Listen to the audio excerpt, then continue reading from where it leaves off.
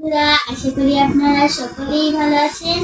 আজকে আমি রবীন্দ্রনাথ ঠাকুরের লেখা ভেঙে মোর ঘরের চাবি গানটি নিয়ে এসেছি। এই গানটি আমি শুরু করছি।